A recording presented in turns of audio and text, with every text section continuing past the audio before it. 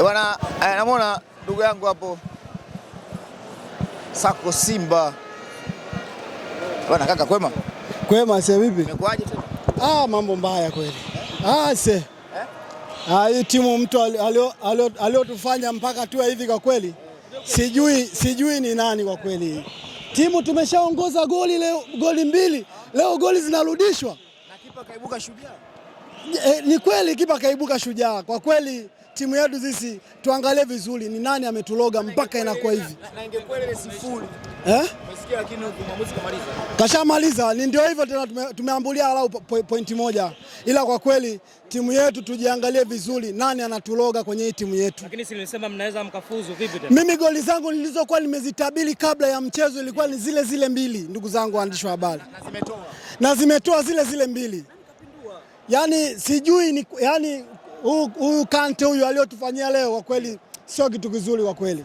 Uwezi kurudisha mpira namna ile. Yaani muda kama huo umeshapata goli mbili. Wewe piga tu mashambuli, piga mpira uende mbele tu. Sasa wewe unaacha kweli mpira unarudisha kwa golikipa tena mpira mdogo. Ndio yale ya Shema Lonifondo wale aliyotufanyiaga. Ndio amekuja hapa.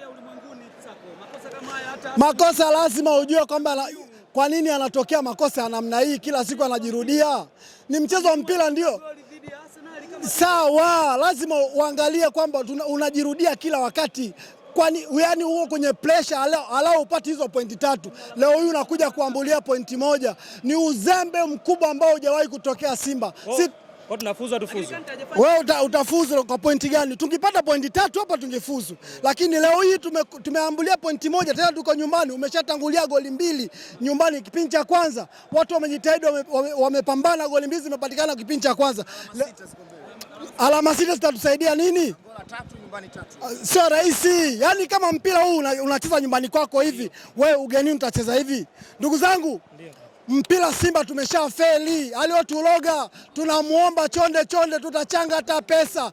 Huyu mganga wao aliyotuletea sisi ambao wanatufelisha kila kukicha. Wachezaji wetu baada ya kupiga mpira mbele unarudisha mpira nyuma. Kwa kweli hatuwezi kutoboa kwa mtindo huu. Ndugu zangu, waandishi wa habari sikufichi, sio afichi nyie ndugu zanguni.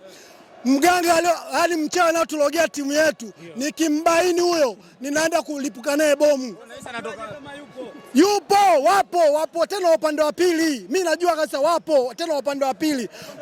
Nakwambia wapo kwa sababu upande wa pili wana mtu wao ambao wanamtumia kutuzofisha sisi. Lakini na imani ya kwamba haya mambo wanayotufanyia kwa kweli roho inauma sana. Hapa nyumbani kwa Mkapa inakuwa hivi kwa kweli. Roho inatuuma sana kwa kweli.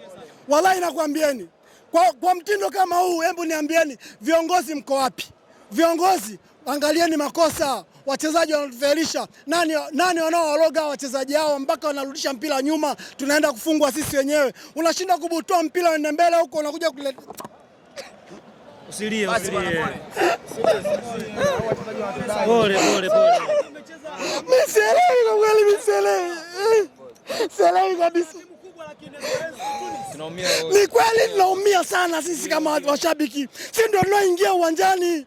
Sisi ndio tunaopambana kwa ajili ya timu yetu ikae vizuri, lakini kwa nini?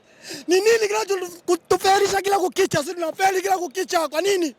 Inatuumiza sana sisi. Kila siku tunaacha kazi zetu tunakuja uwanjani tunakuta malolosi kama haya. Nini sasa tumeshapata pointi 3 leo unaachia magoli. Tunakuja kufungwa sisi tunarudisha magoli. Na hii chupu ya golikipa yetu kupata penalti na kupangua penalti. Ingekuwa hivyo sisi tumekosa hiyo penalti hiyo pointi moja. Chama sikaja ligi mabingwa. Chama amekuja lakini alichokifanya Chama ni kikubwa. Chama amefanya kazi kubwa. Yaani kule nyuma tu ndio Kante ametufelisha. Ina maana wale kupata goli la kwanza wale ndio chanzo cha kupata goli la pili. Chanzo cha kupata goli la pili. Kante, kwa nini piga mpira uende huko mbele unakuja kupiga mpira unarudi nyuma? Matokeo yako unaleta mambo kama haya.